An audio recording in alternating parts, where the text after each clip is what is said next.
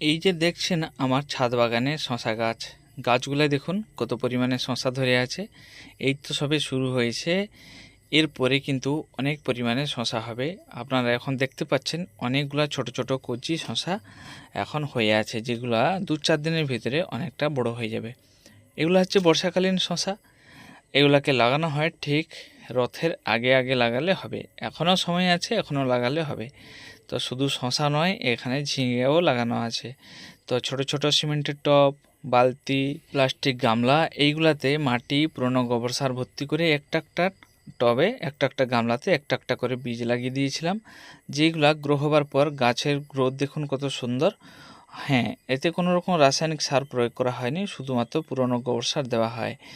এই যে এখন দেখছেন, এই যে ফলগুলা একটু বড় হতে শুরু করলে আর একবার গাছের গোড়ায় একটুখানি পুরনো গোবর সার দিয়ে দিতে হবে। দিলে দেখবেন গাছটা সবুজ সুন্দর থাকবে আর গাছে প্রচুর পরিমাণে ফল ধরবে।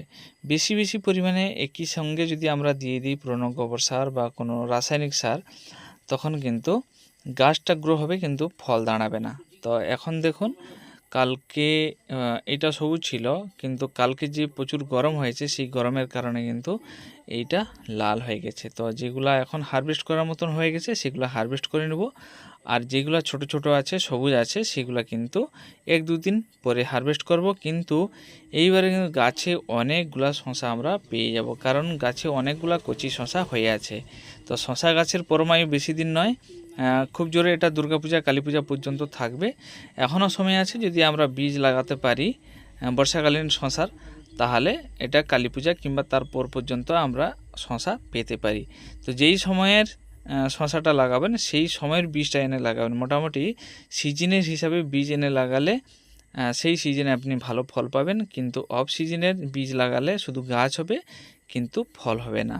তো বন্ধুরা, ভিডিওটা কেমন লাগলো কমেন্ট করে অবশ্যই জানাবেন। যদি ভালো লেগে থাকে লাইক শেয়ার সাবস্ক্রাইব অবশ্যই করে নেবেন।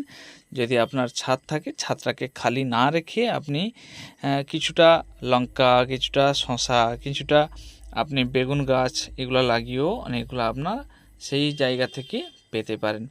এখন শশা হচ্ছে এইমাত্র সবে ঝিঙা ধরতে শুরু হয়েছে। এইখানে একটা ঝিঙা আছে, ছোট্ট একটা মানে ধরেছে, এটা বড় হবে। তো যখন ঝিঙা ধরবে তখন আমি আপনাদেরকে আরও একটা ভিডিও বানিয়ে দেখাবো। তো কিছুদিন আগে কিছুটা হারভেস্ট করা হয়েছিল শশা, আজকে আবার 3টা হারভেস্ট করেছি, আবার কালকের দিকে আবার 2-3টা হারভেস্ট করা হবে। তারপরে কিন্তু অনেকগুলা বেরাবে। যেই ছোটো ছোটোগুলো আছে এগুলো কিন্তু খুব তাড়াতাড়ি বড় হয়ে যাবে, তারপরে আমরা এগুলাকে হারভেস্ট করে